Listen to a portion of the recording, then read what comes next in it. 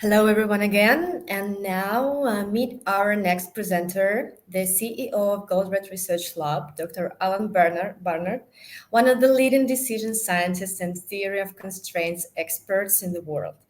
Don't forget to ask your questions in the questions block. And welcome, Dr. Barnard. Good morning to everyone. Good afternoon, good evening, wherever you are in the world. It's a great honor to do this presentation on a topic that I've been fascinated with, even as long back as being a little kid growing up in South Africa. Why is there such a large and growing wealth gap in the world?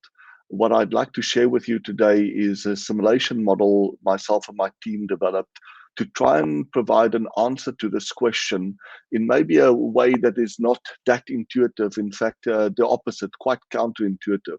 Just briefly about my company, Goldratt Research Labs, is our vision is to help both individuals and organizations make better, faster decisions when it really matters. My research lab studies why good people make and often repeat bad decisions, and we use those insights to generate a range of decision support apps.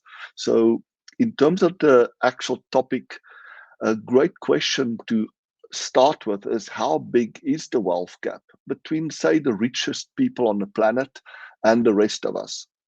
Well, there are two individuals that, depending on the day, could be competing for the richest person on the planet, Jeff Bezos and Elon Musk. They both have a net worth of around 150 billion US dollars. Well, how does that compare to the average person on retirement? They are only worth $150,000. That is a million times difference. And the question is why? How can it be that the gap can be so much bigger between these two groups? What can explain such a huge gap? Well, could it be harder work? Well, of course, for those that know about Elon Musk and Jeff Bezos, know that these guys are workaholics. They are fully committed. They've dedicated a huge chunk of their life to build the companies that they've worked on. But they can't work a million times harder than the rest of us. Well, could it be better decisions? Are they just much, much smarter when it comes to decisions? And again, there you could say, of course, they seem to be very capable of making very smart decisions, but not a million times better than the rest of us. Well, could it be inequality that somehow they were just lucky with a gene pool, that they got these incredible genes? And again, yes, you can absolutely say that they probably were on the lucky end of the gene pool scale, but is it a million times bigger? Is Can that explain the difference? Well, if not, then why? And since I've been very young, I've been very fascinated about what are the success conditions. So in this case, we're trying to explain an extreme gap of success between people. Yes, hard work is always required. It doesn't matter whether you are an entrepreneur like Jeff Bezos and Elon Musk, or whether you are a social media influencer. Hard work is always going to be required to be successful in wealth, health, or happiness. There's clearly also a big part of success can be explained through the kind of good decisions that we make, avoiding what I call the hell no decisions, decisions that has a small upside if it works and a big downside if it doesn't, and really capitalizing on those hell yes decisions, ones that have a big upside if it works and a small downside if it doesn't. These two factors are in our control, but there are factors that are out of our control, which is one of them is good genes.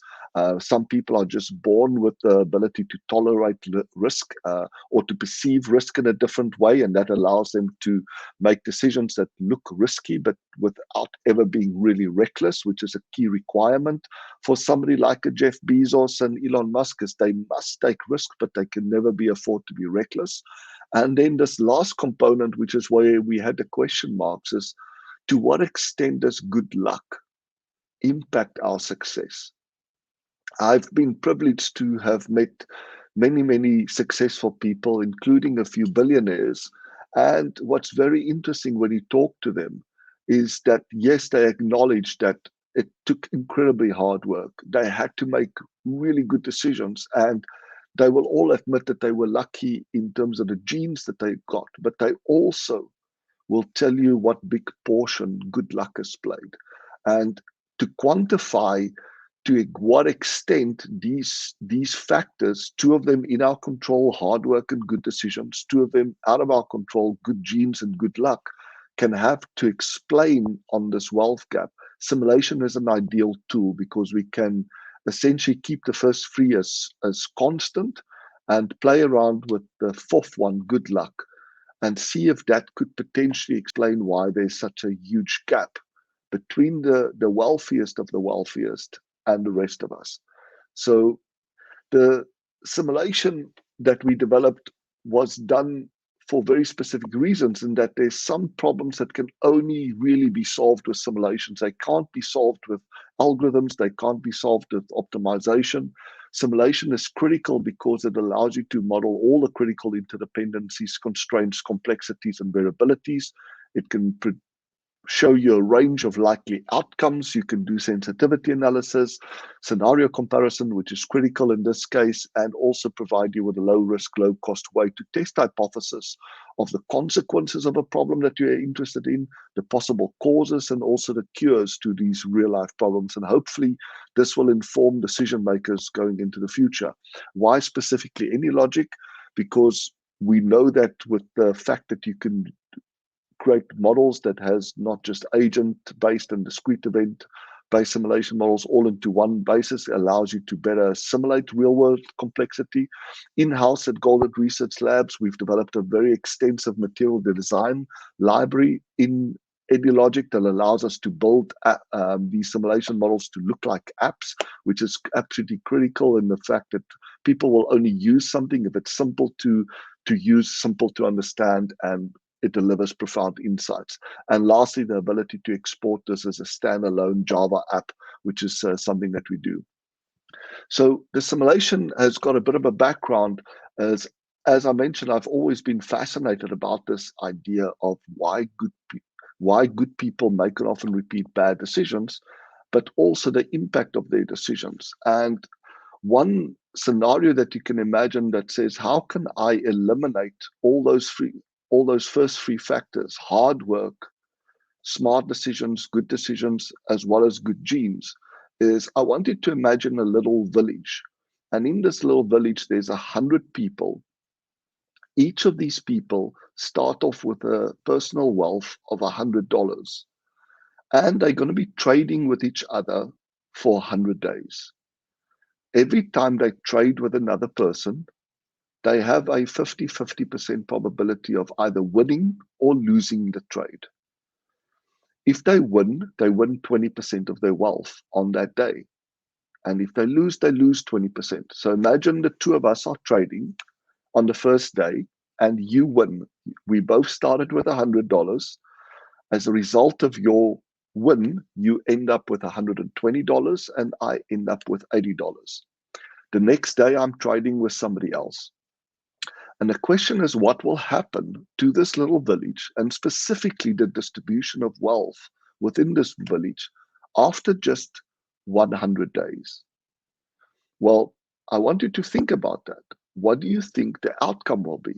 And it's fascinating when I've shared this simulation game with kids to see what is the range of outcomes. And it varies between, everybody will end up about the same as long as we play the game long enough. Those statistical fluctuations will cancel out. Maybe some days you're unlucky, you lose a bit, but hopefully if the odds are really 50-50, so it's determined by a throw of a coin, that you will catch up at the end. So most of the time our intuition says that if we play it long enough, it should balance out. Some people will say maybe everybody gonna get poor, everybody gonna get rich, depending on how pessimistic or optimistic you are. But the outcome is really surprising. And this is something I've been dying, in fact, to test for a very long time. I've built a simulation model in Excel, but it doesn't do the same when you don't see the dynamics. So I'm going to give a quick video demonstration of the actual simulation to show how it's working dynamically. And then I'm going to come back and share some of the slides. So essentially, if you click on the Get Started button here, This is going to start the simulation, and you're going to get an entry screen where you can adjust some key parameters like the number of traders, the number of trading days, and the winning and losses. And then you click the play button, and what you see is a chart. Each of those bars are presenting the wealth of one of those 100 people. And immediately what you notice is that some of those bars are growing and keeps on growing. And on the right-hand side here, you can see the distribution of the wealth, the difference between the poorest trader and the richest trader. We're already sitting at 16,000 times. So let's just look at that result. 25,000 times was the difference between the richest, who ended up with $1,700, and the poorest that ended up with just a few cents. And if we look at that, we can see the reason is that the richest person was just a little bit, had better luck. They ended up with about 60% wins, 40% losses, whereas the opposite was true for the poorest player. They just had the reverse. And what's interesting is even those that ended up with 50-50 odds still ended up with about $13. So they started with 100, they ended up with 13. And this is quite devastating. Now, what can you do to change this? We tested a couple of strategies, like one, what would happen if you just use a wealth tax, that you support the poorest people so that you don't get some people that they pitch up every day. They can't lose $100 and go down to a few cents. That's just grossly unfair. What if you use the wealth tax of maybe 20% on the winnings to support them? And you can see there on the right-hand side that the distribution gap is now much, much less than before. It's only 10 times over this period. The richest person still got their $100 in just 100 days up to over $500, but the poorest trader are now only down to $50. And in economics, there's this Gini coefficient that measures the difference in the wealth gap. The closer it is to 1, the more unfair a distribution it is. In the first round, you'll see it was very unfair. It was Gini coefficients of around 80.80, and now it's going down to approaching 0, which is a very fair distribution. So that is just how the simulation looks. There's a lot of functionality in the back that makes it fun for kids to play and adults to play, and really see how much of a difference it makes, just good luck versus bad luck, and how it randomly is determined on who is actually the winner. So just going step by step a little bit slower, we've included the slides in the slide deck so that you can also view the slides. And we also have the simulation available for people to play. You can go to wealthgapsimulation.com, and there it's possible to play it for free in the Anylogic cloud. So as I mentioned, the first screen is all about the key parameters. How many traders do we have? In this case, 100. You can also enforce unique trades, which means that I'm forced to trade with a different person every single day, or it allows some random trading. Sometimes I might trade with the same person or not. Could that have an impact? Well, with simulation, it's as simple as ticking a button and seeing what will happen. The days of trading is 100 days. So what happens if we make it much shorter versus much longer? What are the gains and losses?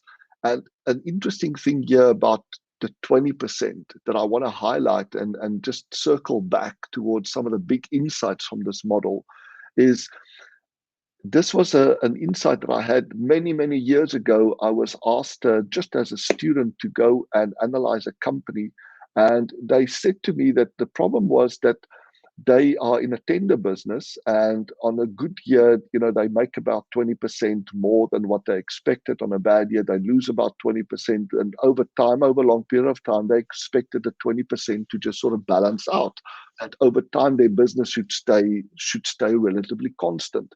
And I had a look at the numbers, and it seemed that the numbers were all accurate, but that they were correct, that over time the business was actually going down, even though on average they make 20% in a good year and they lose 20% in a bad year.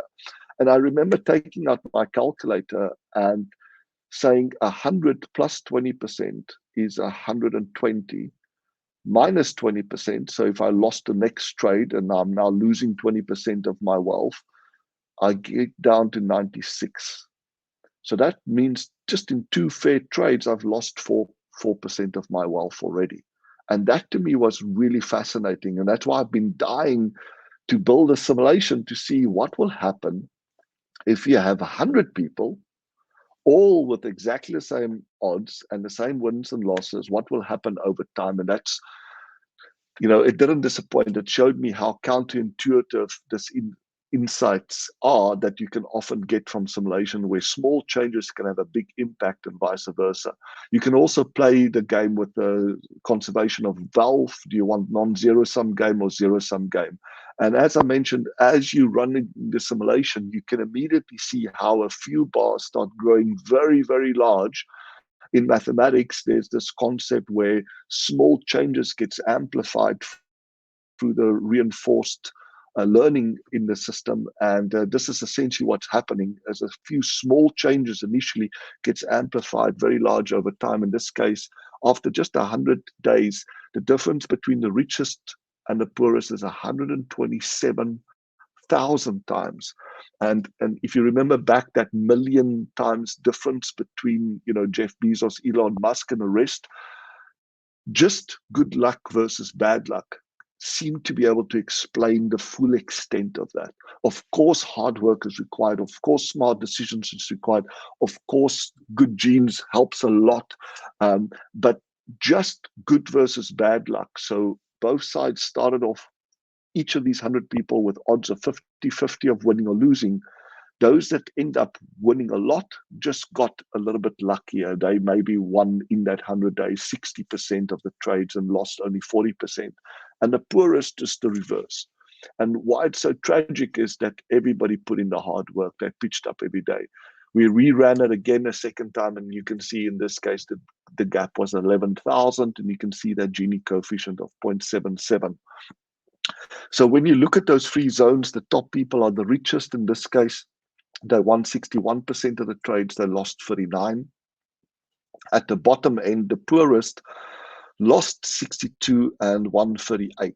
And what's interesting, as I showed during the simulation demo, was that this middle class, people that actually won the same amount of trades than what they lost, so their actual ratio was 50-50, even they ended up losing because of this factor that I've just explained, where you start with 100, you win 20%, you end up at 120, you lose 20%, you go down to 96. And if you keep on doing that, you will end up losing more and more and more and more. So that was a big portion of the insights, something that's so counterintuitive that the simulation model provides a beautifully simple visual way of seeing what's actually happening. As I mentioned, we've added in this advanced section, which is, okay, this is not good. All around the world, governments are trying to remove inequality. They're trying to remove barriers to equality. They're trying to remove discrimination. And unfortunately, what the simulation is showing is that even if they're 100% successful at doing that, then you will still have a large and growing wealth gap. And that, to me, is the very frightening but important insights for governments and decision makers, is to say that there needs to be another mechanism to prevent people that are pitching up every day, doing the hard work. They start off with $100, and yet after just 100 days, they will end up with just $13 in their back pocket, even if they won equal amount of trades. So that whether they're trading, buying and selling goods, or whether they're trading their time for productive work for a company, it's the same concept. We are all trading. Sometimes we win, sometimes we lose.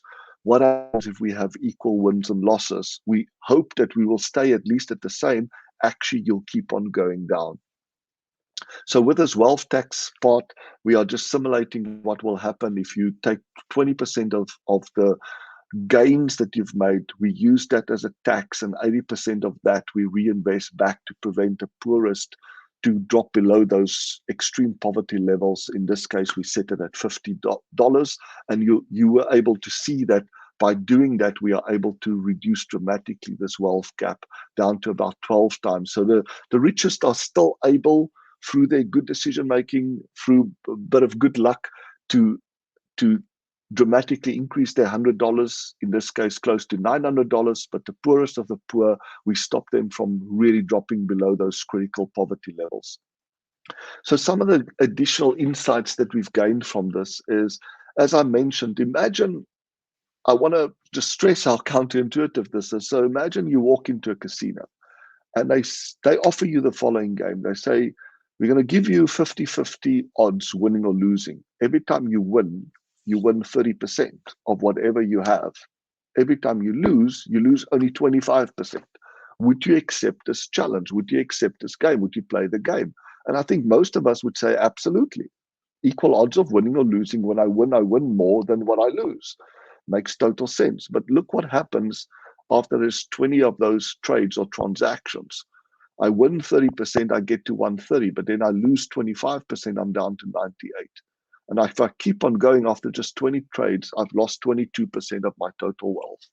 And this is really counterintuitive. When I first discovered this back in the early 1990s, I was so excited. I thought, okay, but can you actually calculate how much gain you need in order to cover you against the losses? And after spending a little bit of time, I realized that the formula is actually really simple. If you know what the loss percentage is, so you know that on a transaction you could probably lose 25%. So maybe you're selling and buying houses, or you are trading your time for money. So if you know what a bad day looks like, how much gain must you get on a good day to counter it? So if you look at the numbers here, if your loss is 10%, so that will be 10% over 90%, one minus the loss, you need just 11% gain to compensate for that loss. But look at what happens as the loss increases. So at a loss of 25%, we already know 30% gain is not going to help you. You'll end up poorer. You need actually 33% just to break even if there is a chance that you can have a 25% loss. But let's look at what happens at a 50% loss. So it will be 50 over 1 minus 50 or 100 minus 50. That you require a gain of 100%. And that's why with COVID, there were so many businesses that ended up failing. They ran out of cash. They lost 6 months of sales. That's half their year. That was the loss. Just to break even, they would have to double their sales in the next 6-month period, and there's just simply not enough demand. And that's why so many of the businesses failed. So this was just some interesting additional insights that we got from the simulation, something that is nonlinear, very counterintuitive, and a big aha there for all of us is that to be successful, there's 2 criteria. You need to stay away as far as possible from options or changes that you make in your life that has a big downside risk. Why? Because it would require you to have a massive gain just to catch up.